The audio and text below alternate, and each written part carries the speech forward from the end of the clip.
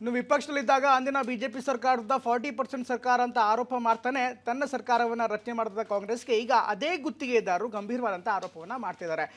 ಕಳೆದ ಸರ್ಕಾರಕ್ಕಿಂತ ಈ ಸರ್ಕಾರದಲ್ಲಿ ಜಾಸ್ತಿ ಲಂಚಾವತಾರ ಇದೆ ಅನ್ನುವಂಥದ್ದು ಗಂಭೀರವಾಗಿರುವಂಥ ಆರೋಪ. ಇದೇ ಆರೋಪಕ್ಕೆ ಸಂಬಂಧಪಟ್ಟಂತೆ ಇವತ್ತು ಸಚಿವರು ಕೂಡ ಮಾತನಾಡಿದರೆ ಈ ಕಮಿಷನ್ ದಂಧೆ ಅನ್ನುವಂಥದ್ದಕ್ಕೆ ಬ್ರೇಕ್ ಹಾಕಬೇಕು ಅನ್ನುವಂಥ ಮಾತನ್ನು ಖುದ್ದು PWD ಸಚಿವರೇ ಮಾತನಾಡ್ತಾರೆ.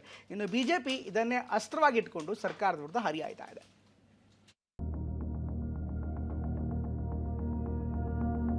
ಯಾವ ಕಾರಣಕ್ಕೂ 40, 60, 90 ಅದು ಯಾವುದು ಹೇಳೋದಿಲ್ಲ. ನಾನು ಇರೋದೇನಂದ್ರೆ ಕಮಿಷನ್ ಇದೆ, ಅದು ಇದ್ದೇ ಇರ್ತದೆ, ಹಿಂದೆ ಇದೆ, ಇವತ್ತು ಇರ್ತದೆ, ನಾಳೆ ಇರ್ತೈತೆ. ಅದರಲ್ಲಿ ಏನು ಯಾರು ಮಾಡ್ಲಿಕ್ಕೆ ಆಗಲ್ಲ. ಇಂಥ ಭ್ರಷ್ಟ ಸರ್ಕಾರವನ್ನ ಕಿತ್ತೊಗೆಯುವಂತ ಒಂದು ಸಂಕಲ್ಪವನ್ನ ಮಾಡಬೇಕು. ಇದಕ್ಕೆ ಮೂಲ ಕಾರಣ ಹಿಂದಿನ ಸರ್ಕಾರ, ಬಿಜೆಪಿ ಸರ್ಕಾರ, ಸ್ಪಷ್ಟವಾಗಿ ಹೇಳಬೇಕಾಗ್ತದೆ. ನಾವು ಸೇರಿಸಿಕೊಂಡು ಒಂದು ದೊಡ್ಡ ಮುಷ್ಕರ ಮಾಡಬೇಕು ಅಂತಿದ್ದೀವಿ. ಕಾಲಚಕ್ರ ತಿರುಗುತ್ತದೆ, ಸಮಯ ಬದಲಾಗುತ್ತದೆ ಅನ್ನೋದಕ್ಕೆ ಕಾಂಗ್ರೆಸ್ ಪಕ್ಷವೇ ತಾಜಾ ಉದಾಹರಣೆ. ಯಾಕಂದ್ರೆ ಈ ಹಿಂದೆ ಬಸವರಾಜ ಬೊಮ್ಮಾಯಿ ಸಿಎಂ ಆಗಿದ್ದಾಗ ಕಾಂಗ್ರೆಸ್ ಕಮಿಷನ್ ಅಸ್ತ್ರ ಝಳಪಿಸಿತ್ತು. ಗುತ್ತಿಗೆದಾರರ ಆರೋಪದ ಎಳೆಯನ್ನ ಹಿಡಿದು ಸರ್ಕಾರ ಕೆಡವೋದಕ್ಕೆ ಬಳಸಿಕೊಂಡಿತ್ತು. ಆದ್ರೀಗ ಇದೇ ಕಾಂಗ್ರೆಸ್ ಕಮಿಷನ್ ವಿಚಾರದಲ್ಲಿ ಆರೋಪಿ ಸ್ಥಾನದಲ್ಲಿದೆ.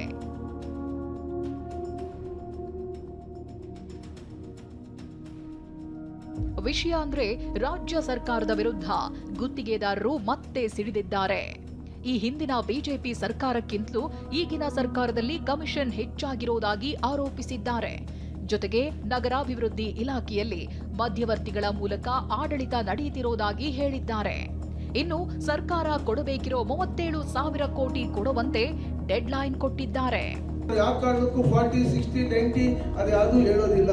ನಾನು ಇರೋದೇನಂದ್ರೆ ಕಮಿಷನ್ ಇದೆ, ಹಣ ಬಿಡುಗಡೆ ವಿಚಾರದಲ್ಲಿ 3 ವರ್ಷದ್ದು ಹಣ ಬಿಡುಗಡೆ ವಿಚಾರದಲ್ಲಿ ಹಳೆ ಸರ್ಕಾರಕ್ಕೆ ಜಾಸ್ತಿ ಇದೆ ಅಂತ ಹೇಳ್ತೇವೆ ಹೊರತು ಅದನ್ನು ಎಷ್ಟಿದೆ ಅಂತಾನೂ ಹೇಳಂಗಿಲ್ಲ. ಯಾಕೆಂದ್ರೆ 2 ವರ್ಷ ಇವ್ರ ಜೊತೆ ನಾವು ಸಂಸಾರ ಮಾಡಬೇಕಾಗಿದೆ. ನಗರಾಭಿವೃದ್ಧಿ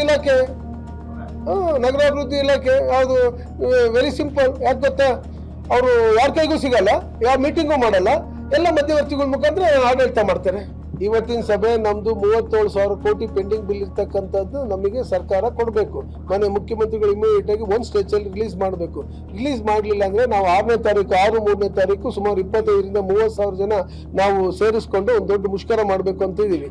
ಕಮಿಷನ್ ಆರೋಪ ಸದ್ದು ಮಾಡ್ತಿರುವಾಗಲೇ ಸಚಿವ ಸತೀಶ್ ಜಾರಕಿಹೊಳಿ ಶಾಕಿಂಗ್ ಹೇಳಿಕೆ ನೀಡಿದ್ದಾರೆ. ಕಮಿಷನ್ ಹಿಂದೆಯೂ ಇತ್ತು, ಈಗಲೂ ಇತ್ತು ಎಂದಿದ್ದಾರೆ. ಇಷ್ಟೇ ಅಲ್ಲದೆ ಬಿಜೆಪಿಯಿಂದಲೇ ಈ ಪರಿಸ್ಥಿತಿ ಅಂತ ಕೇಸರಿ ಪಡೆ ಮೇಲೆ ಆರೋಪ ಹೊರಿಸಿದ್ದಾರೆ. ಅದು ಇದ್ದೇ ಇರ್ತದೆ, ಹಿಂದೆ ಇದೆ, ಇವತ್ತು ಇರ್ತದೆ, ನಾಳೆ ಇರ್ತೈತೆ. ಅದರಲ್ಲಿ ಏನು ಯಾರು ಮಾಡ್ಲಿಕ್ಕೆ ಆಗಲ್ಲ. ಯಾವ ಹಂತಲ್ಲಿದೆ, ಎಲ್ಲಿದೆ ಅಂತ ಕಂಡುಹಿಡಿಲಿಕ್ಕೆ ಆಗೋಲ್ಲ.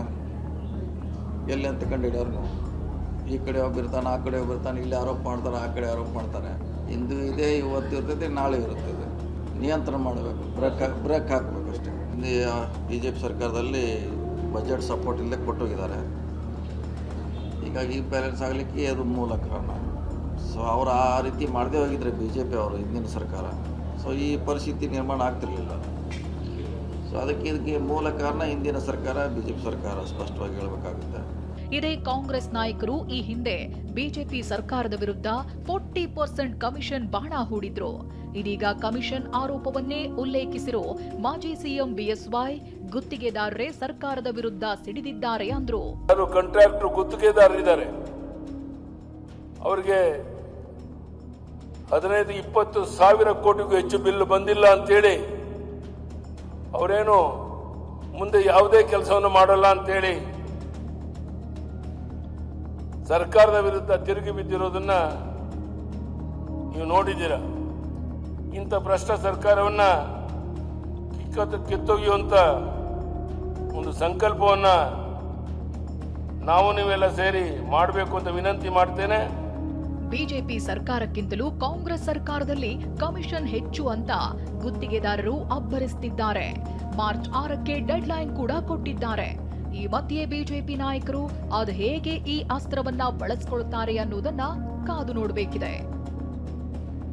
ಹುಬ್ಬಳ್ಳಿಯಿಂದ ಸಂಜಯ್ ಜೊತೆ ಪ್ರಸನ್ನ ಮತ್ತು ಕಿರಣ್ ಹನಿಯಡ್ಕ, TV9 ಬೆಂಗಳೂರು.